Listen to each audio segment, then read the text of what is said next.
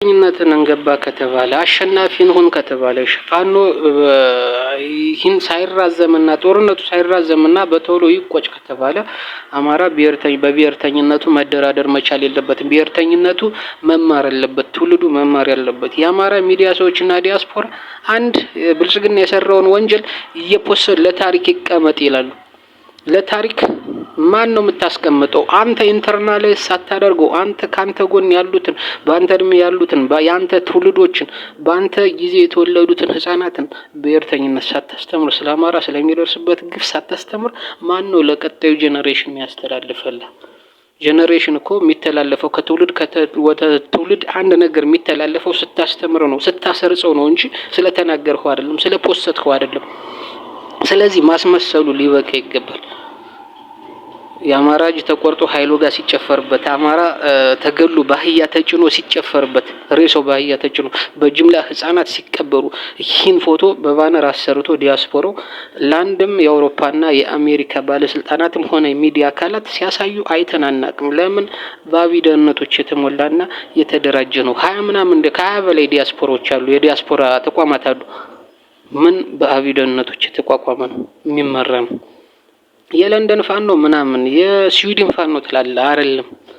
በአቢደነቶች የተቋቋመ ነው። ለማስመሰል የአብይን ፎቶ ደም አጨቂቶ ስቶፕ አማራ ጂኖሳይድ የሚል በትልቁ ባነር አሰርቶ አረንጓዴ ቢጫ ቀዩን ተከናንቦ ስላወራ የአማራ መጮት ስለተጫወተ ይህን ማመን የለብህም። በጣም ብዙ ጉዳል።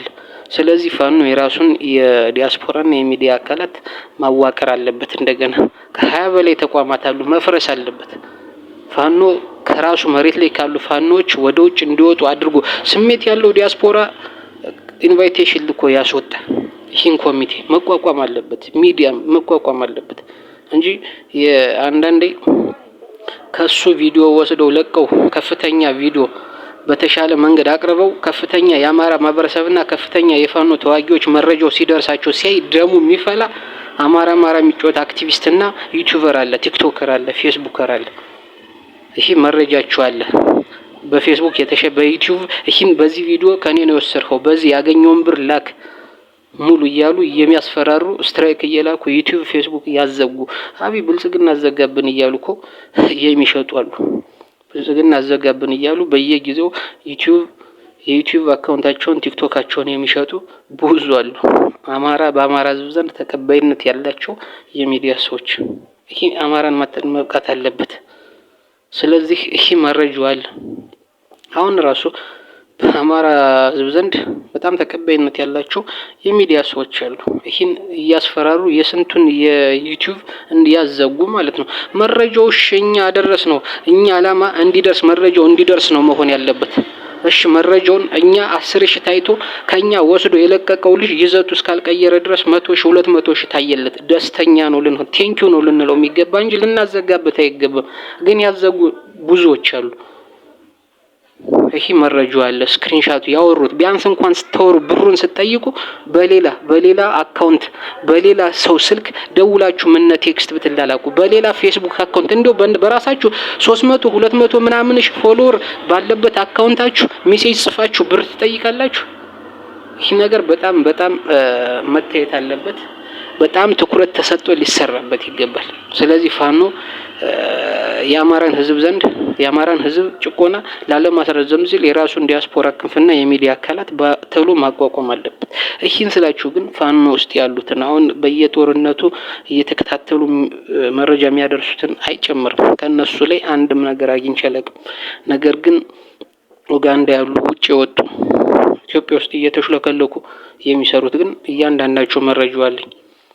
ነገር ግን ስቲል በአማራ ሕዝብ ዘንድ ተቀባይነት አላቸው። ስለዚህ አትሊስት መጥፎ ነገር ሲከፋፍሉ ስላላየሁ ስራቸውን ሴራቸውን ውስጥ ለውስጥ ስለሚሰሩና ሲከፋፍሉ ስላላየሁ አትሊስት ከነገ ዛሬ አንዳንዶችንም ጽፌላቸዋለሁ፣ አናግራቸዋለሁ።